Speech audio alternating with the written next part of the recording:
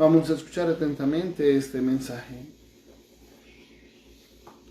Lectura del libro de los Hechos de los Apóstoles. En aquellos días Pedro y Juan subían al templo a la oración de la hora de nona. Cuando vieron traer a cuestas un lisiado de nacimiento.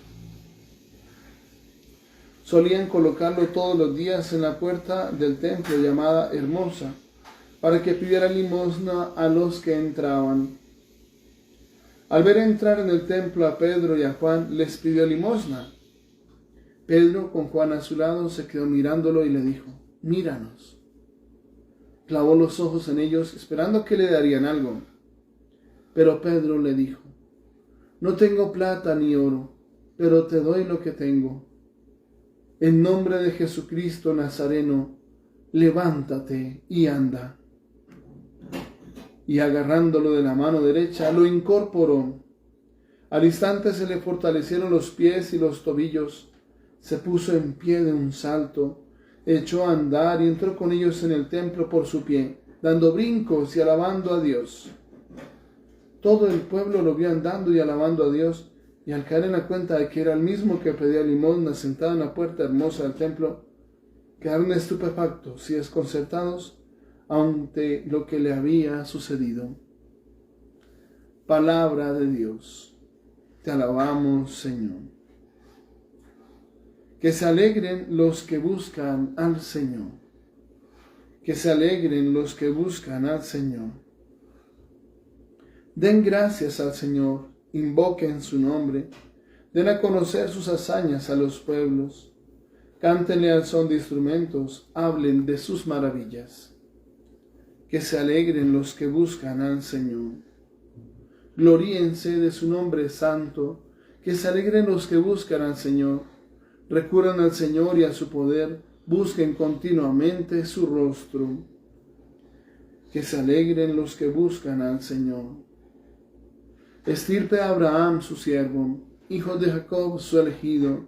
El Señor es nuestro Dios, Él gobierna toda la tierra.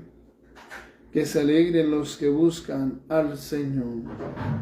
Se acuerdan de su alianza eternamente, de la palabra dada por 1000 generaciones, de la alianza sellada con Abraham, del juramento hecho a Isaac.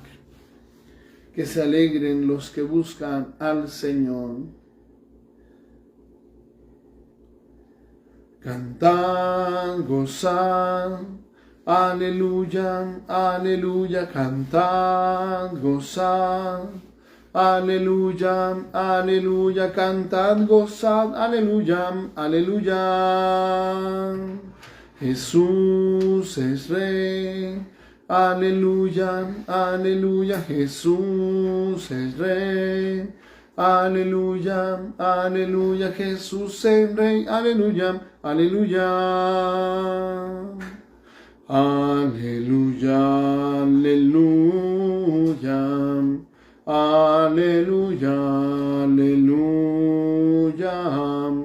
aleluya, aleluya, aleluya, aleluya, aleluya. El Señor esté con ustedes y con tu espíritu. Lectura del Santo Evangelio según San Lucas. Gloria a ti, Señor.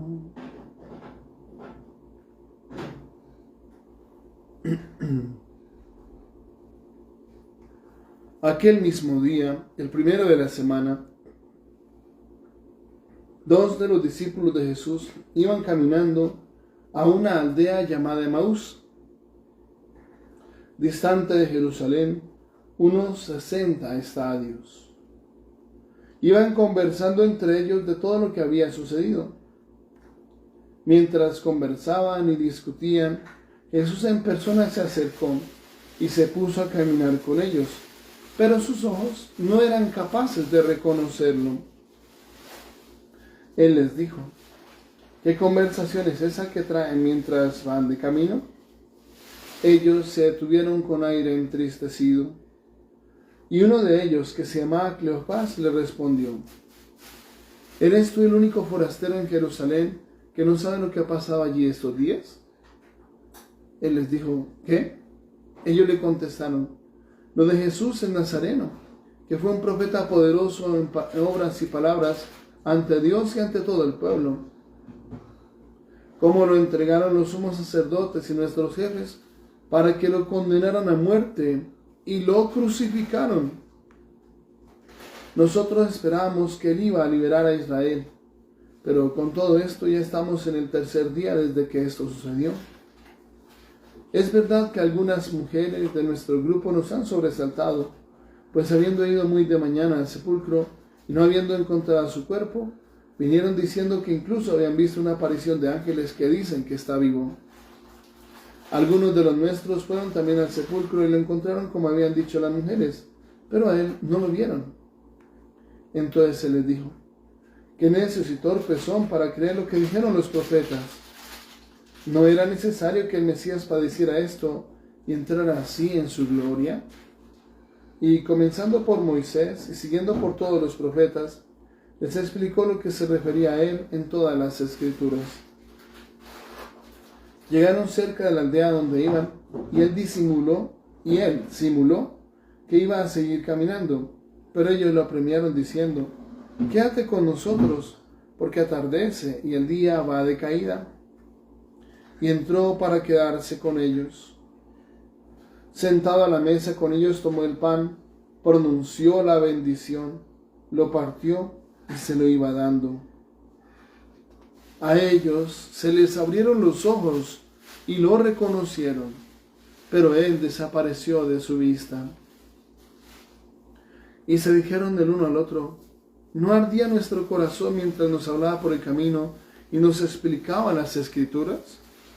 Y levantándose en aquel momento se volvieron a Jerusalén, donde encontraron reunidos a los 11 con sus compañeros, que estaban diciendo: era verdad, ha resucitado el Señor y se ha aparecido a Simón. Y ellos contaron lo que les había pasado por el camino y cómo lo habían reconocido al partir el pan.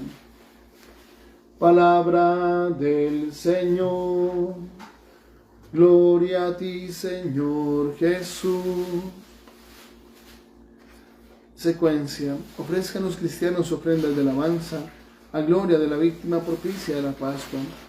Cordero sin pecado que a las ovejas salva, a Dios y a los culpables unió con nueva alianza. Lucharon vida y muerte en singular batalla, y muerto el que es la vida triunfante se levanta. ¿Qué has visto de camino, María, en la mañana? A mi Señor glorioso, la tumba abandonada, los ángeles testigos, sudarios y mortaja. Resucitó de veras mi amor y mi esperanza. Vengan a Galilea, allí el Señor aguarda, allí verán los suyos la gloria de la Pascua. Primicia de los muertos, sabemos por tu gracia que está resucitado, la muerte en ti no manda. Rey vencedor, apiádate de la miseria humana, y da a tus fieles parte en tu victoria santa. Amén. Ven, Creador Espíritu, de los tuyos la mente a visitar, a encender en tu amor los corazones, que de la nada te gustó crear. Tú que eres gran consolador y don altísimo de Dios, fuente viva y amor y fuego ardiente y espiritual unción. Tú tan generoso en dádivas, tú poder de la diestra paternal, tú promesa magnífica del Padre que el torpe labio vienes a soltar. Con tu luz ilumina los sentidos, los afectos inflama con tu amor, con tu fuerza invencible fortifica la corpórea flaqueza y corrupción. Lejos expulsa al pérfido enemigo, danos pronto tu paz, siendo tú nuestro guía, toda culpa logremos evitar. Denos tu influjo conocer al Padre, denos también al Hijo conocer, y en ti del uno y otro Santo Espíritu, para siempre creer. A Dios Padre alabanza, honor y gloria, con el Hijo que un día resucitó, y a ti abogado y consuelo del cristiano, por los siglos se rinde admiración. Amén. La Sagrada Escritura nos presenta en este día el pasaje de los discípulos de Emaús. Es uno de los relatos más hermosos que encontramos en la Sagrada Escritura y encontramos todo un proceso, que es la pedagogía de Jesús. Jesús que se acerca a esos discípulos y que tímidamente comienza a hablar con ellos y a preguntarles de qué van charlando. Y es el momento en que ellos le comentan: serás tú el único forastero en Jerusalén que no haya conocido lo que pasó estos días allí en Jerusalén. Y él dice: ¿qué pasó? Y comienzan a explicarle lo de Jesús el Nazareno, que era un profeta poderoso en obras y palabras ante Dios y ante el pueblo, y cómo los sumos sacerdotes lo condenaron a muerte y lo crucificaron. Y aunque ellos dicen: es verdad que algunas mujeres de nuestro grupo nos han sobresaltado, nos han dejado saber sin saber qué pensar, porque dice que fueron al sepulcro y al no haber encontrado su cuerpo, vinieron diciendo que incluso habían visto una aparición de ángeles que dicen que está vivo. Algunos de los nuestros fueron también al sepulcro y lo encontraron como habían dicho las mujeres, pero no lo vieron. Sabemos una realidad. Primero de todo, la tristeza que los invade. ¿Sí? Hay una tristeza muy profunda. En sus ojos se veía la tristeza con un aire muy entristecido. Esa tristeza es porque están fallando en la fe. Están fallando en la fe. Es el gran problema. Su fe estaba fallando. Su fe estaba muriendo. Eso era lo que estaba fallando. Porque ellos sabían, todos los discípulos de Jesús habían escuchado de una forma bien clara que no se fueran de Jerusalén. Que no se vayan, que se queden en Jerusalén. Eso era lo que el Señor les había dicho: no se vayan de Jerusalén, hasta que sean revestidos de la fuerza que viene de lo alto, que es el Espíritu Santo. Pero ¿por qué ellos estaban yendo? ¿Por qué perdieron su fe? Porque se habían desilusionado. Pues vemos que el Mesías que ellos esperaban era igualito al Mesías que esperaba Judas Iscariote. Probablemente ellos también serían celotes, probablemente pues estaban esperando un Mesías con aire político, militar, religioso, y que liberara al pueblo, pero de los romanos. Nosotros esperábamos que él iba a librar al pueblo de Israel. ¿De quiénes? De los romanos. Nosotros esperábamos eso. O sea, igual que Judas Iscariote, que también estaba esperando un Mesías como un líder político, militar poderoso, que acabara con los romanos. Y él se decepcionó de Jesús. Bien sabemos que cuando escuchaba a Jesús hablando, decía: amen a sus enemigos. Y adivinen quiénes eran, pues los romanos. Amen a sus enemigos. ¿Cómo así que amen a los romanos? Los queremos muertos. Queremos volver a ser una nación libre, que no sea una provincia romana, que dependamos de los romanos, que tenga que pagarles impuestos a los romanos, que si los romanos quieren hacemos las cosas, o si no, no. Querer ser independientes. Y vemos que esa situación es fuerte. Es una situación dura. Porque esa idea de ese Mesías con poder político y militar nunca fue la idea que Jesús quiso presentar como Mesías. Más aún, si fuera así, pues pasaría efectivamente lo que había profetizado Caifás, cuando dijo pues que vendrán los romanos si van a creer en él y lo creen como es, ¿no? Como el rey, porque el Mesías era el rey. Pues van a venir los romanos y les van a destruir la ciudad santa y el templo, la nación. Pero esa idea de un nacionalismo que se alza en armas para ganar su libertad nuevamente, va a ser la causa por la cual el templo de Jerusalén va a ser destruido en el año 70, en las llamadas guerras de los judíos.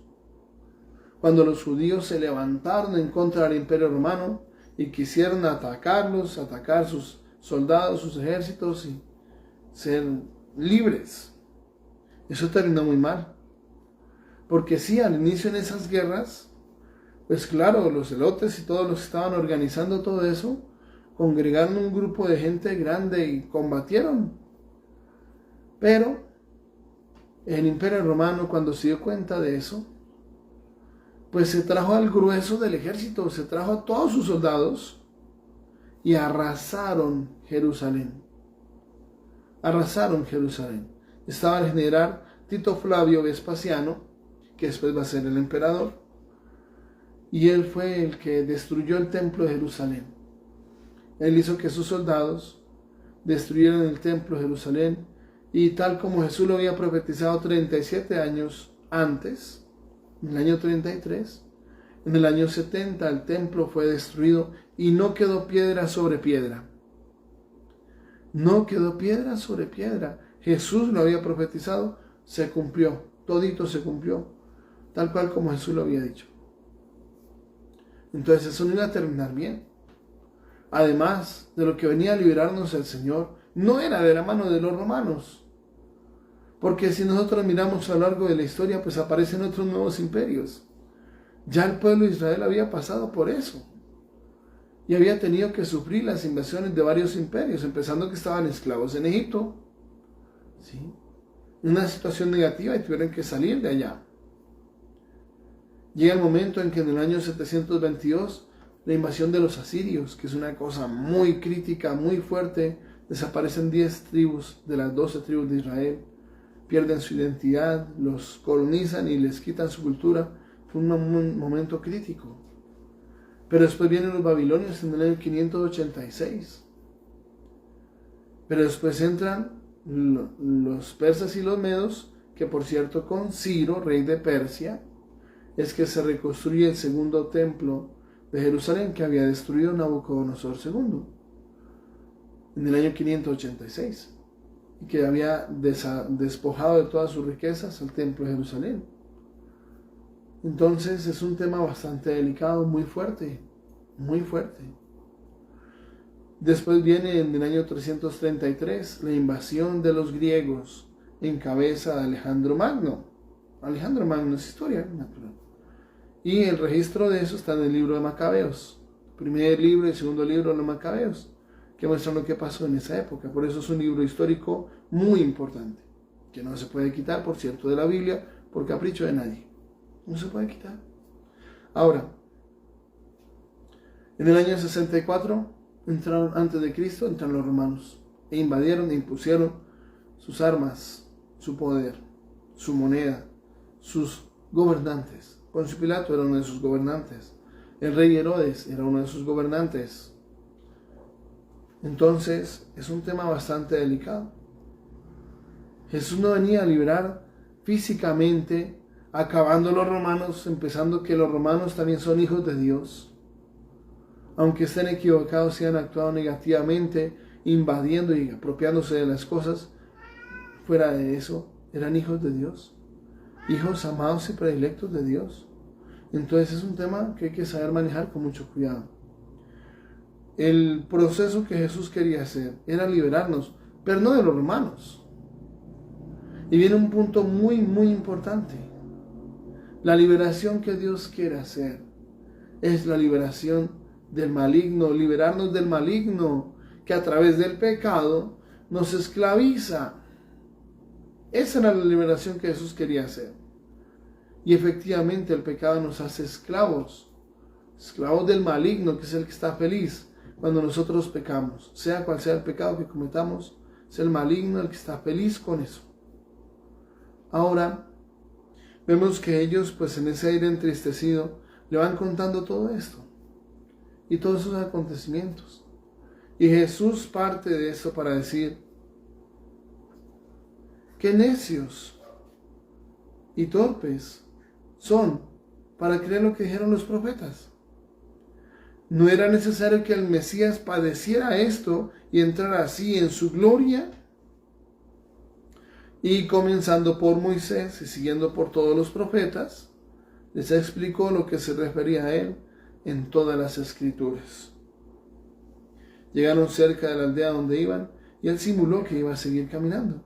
Ellos la premiaron diciendo: quédate con nosotros porque atardece y el día va de caída, y entró para quedarse con ellos. Entonces viene un punto muy importante. Les explica las escrituras. Primero les explica las escrituras. ¿Y qué es lo que le está explicando de las Escrituras? Todos los pasajes donde se hablaba que Jesús tenía que padecer, que el Mesías tenía que padecer. Por ejemplo, Salmo 2. ¿Por qué se amotinan las naciones y los pueblos conspiran contra su Señor y su Mesías? Rompamos sus coyundas, destruyamos su yugo. Está hablando de los reyes conspirando contra el Mesías. Y efectivamente era así. Y llevarlo a la muerte, al Mesías. Estaba en la Sagrada Escritura, lo proclamaban. ¿Por qué en ese momento no llegan a comprenderlo? Si ellos sabían. Además, de forma específica y bien clara, los capítulos 53 a 58 del profeta Isaías. Clarísimo, clarísimo, donde dice: mi siervo tendrá éxito, porque él cargó el pecado de las multitudes, cargó sobre sí nuestros pecados, y nuestro castigo saludable cayó sobre él. Sus heridas nos curaron, que tanto tenía desfigurado el rostro, que ya no parecía un hombre, sino un gusano. Desestimado, despreciado, la gente lo ven por la calle, se burlan de él. Todo eso se cumplió.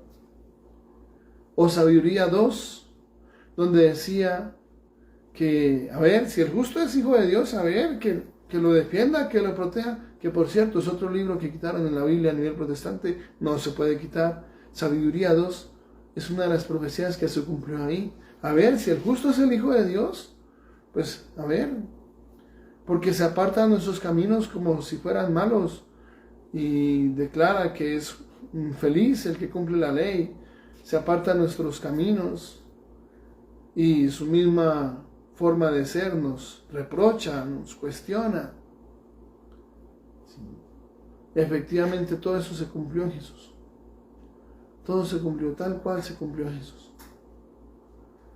Y vamos a ver en qué termina su vida. Vamos a ver sometiéndolo a la prueba y a la ignominia. Vamos a mirar su temple. Todo eso se cumplió en Jesús. Y va mostrando Jesús a través de su palabra, al explicarle las Escrituras, que era necesario que eso pasara. Mostrando de esa manera que la cruz hace parte del plan amoroso de Dios. La cruz hace parte del plan amoroso de Dios. Dios, que a través de la cruz nos mostró que hay un plan perfecto. Es muy interesante. En la Sagrada Escritura dice que el Señor les abrió el entendimiento. Les abrió el entendimiento para comprender las Escrituras. Les abrió. Y es un término que dice abrir ampliamente. ¿Sí? Ahora el Señor en persona les va mostrando que la cruz era necesaria. Y que cuando hay pruebas en nuestra vida, que cuando hay momentos de cruz, todo eso hace parte del plan amoroso de Dios. Eso no lo entendemos aquí. En nuestro mundo, eso nos suena al revés. Porque cuando llega una prueba, cuando llega la enfermedad, cuando llega un accidente, cuando llega alguna situación negativa, lo primero que hacemos es pelear con Dios y decirle: pero Señor, pero mire, pero ¿por qué me castiga? ¿Pero por qué tal cosa? ¿Por qué no castiga a los malos? Como decimos nosotros. El Señor va mostrando que hay un plan, y un plan perfecto. El plan de Dios que es perfecto. Y en ese plan de Dios, ¿qué es lo que Él busca? Nuestra salvación. ¿Qué es lo que Dios quiere? Que nos salvemos. Pero si lo hace a través de la cruz, aunque no lo entendamos, tenemos que saber que está dentro de un plan amoroso que es perfecto, y es el plan de Dios. Un papá bueno que solamente permite lo mejor para sus hijos, aunque sean cosas que no comprendemos, como es el sufrimiento.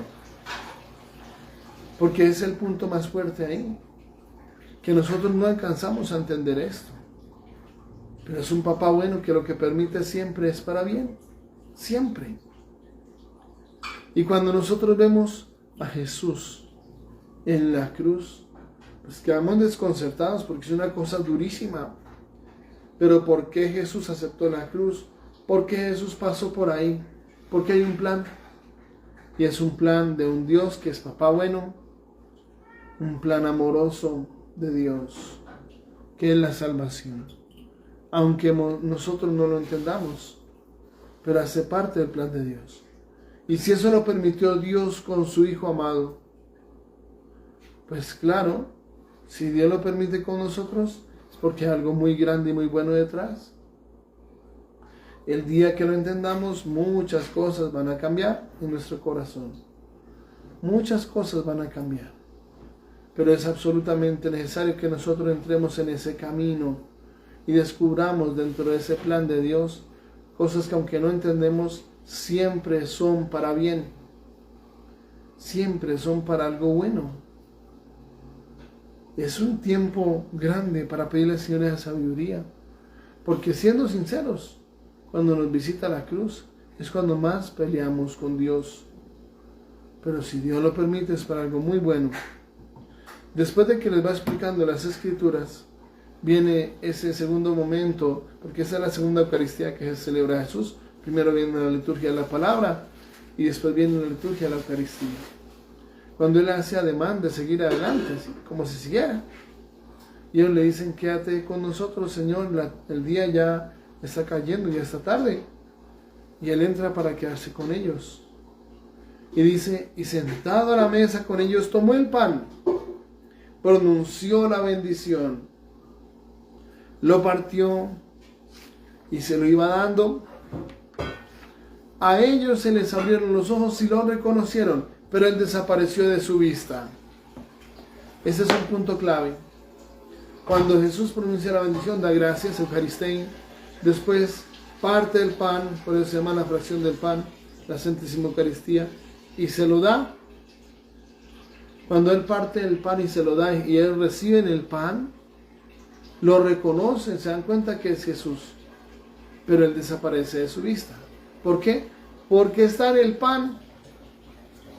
Así es sencillo. Desaparece de su vista, pero porque ahora está en el pan. Jesús está en el pan. Se ha quedado presente en la Santísima Eucaristía. Es su presencia viva, real y verdadera. No metafórica, no simbólica. Si fuera así, Jesús lo habría dicho, ese es el símbolo de mi cuerpo. Pero Él no dice eso. Él dice, esto es mi cuerpo. Y cuando nosotros nos acercamos a Él, Él nos va a decir, esto es mi cuerpo. ¿Qué es? Ese es su cuerpo. Es su cuerpo. Entonces, ese es un tema sumamente importante. Es su cuerpo. Cuando nosotros lo entendamos, muchas cosas van a cambiar en nosotros. Es Jesús en persona. Él está en ese pedacito de pan. Y aunque nuestros ojos no lo podamos reconocer físicamente, con su barba, su cabello largo, aunque no lo veamos físicamente, Él está ahí. Por eso cuando les da el pan desaparece, está en el pan. Y el momento de comerlo es entrar en comunión perfecta con Él. Estar en comunión perfecta con Dios. El amor más grande que existe sobre el universo entero se hace pan y vino. Se queda presente en ese pedacito de pan, en ese poquito de vino. Es el Señor en persona. Jesús resucitado está en la Santísima Eucaristía. Jesús resucitado. Si se quiere encontrar con Jesús hoy, es cierto que está en todas partes, claro que sí. Es como el agua. El agua está en todas partes en nuestro mundo. Desde lejos el planeta Tierra se ve azul. ¿Y por qué se ve azul? Por el agua que tiene, que está en el aire y hace que se vea el cielo azul. Y desde lejos el planeta se ve azul. Y está en todas partes, claro que sí. Pero cuando usted tiene sed, tiene que ir a tomar el agua. Pues la presencia de Dios está en todas partes, claro que sí, llena el universo. Pero cuando quiere entrar en comunión con Él, está en la Santísima Eucaristía. Y es necesario que nosotros lo reconozcamos, así como los discípulos de Maús lo reconocieron en la fracción del pan, que también nosotros en la fracción del pan, que se llama la Santísima Eucaristía, también lo reconozcamos a Él, vivo, real y verdadero, a Él en persona. Que nos dejemos amar, que dejemos a Dios reinar en el corazón, que abramos las puertas del corazón, porque Él se acerca a nosotros, pero Él respeta nuestra libertad. El signo de que Jesús quisiera como hacer, además de que se iba, de que seguía adelante, era respetando la libertad, hasta que ellos le dicen, Señor, quédate con nosotros, cuando Él entra y se queda. Dios respeta nuestra libertad. Dios nunca ha querido obligarnos, es que tienen que amarnos, es que tienen que hacer eso. No, quiso demostrarnos su infinito amor. Por eso dice, cuando Él sea levantado en alto, atraeré a todos hacia mí. Y cuando fue levantado en alto, fue por amor, para que con su amor nos atrayera a nosotros. Porque el misterio de la cruz es el misterio del amor de Dios y del amor más grande del planeta. Fue por amor y quiso que nosotros nos acercáramos a Él por amor, pero nunca obligándonos. Nunca obligándonos. Ya que si una persona decide, toma la decisión. Si una persona decide alejarse, ya es su decisión. Fue la decisión que tomó y que no es la misma decisión de Dios. De acercarse. Si uno decide acercarse, bien, y si no, pues Dios respeta la libertad. Pero Él está ahí. Qué hermoso que lo reconociéramos. Qué hermoso poder ir a la Santa Misa todos los días y recibirlo a Él, comulgar, recibirlo en el corazón todos los días, no cada domingo solamente, sino todos los días. Tener ese regalo de la Santísima Eucaristía. Un día ya ni sacerdotes habrá para celebrar la Santa Misa. Al paso que vamos, muy poquitos. Muy poquitos.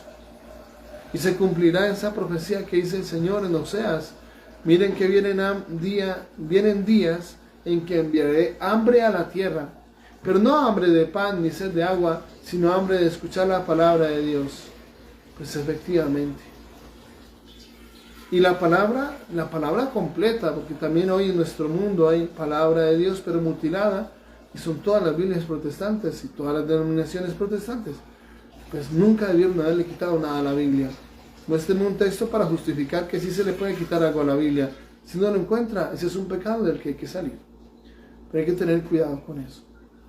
Muchísimo cuidado, es que no somos nosotros los encargados de decidir si le quitamos o le ponemos algo a la Biblia. No lo somos. Si los apóstoles no lo hicieron, ¿quién tiene la autoridad para hacerlo? Nadie.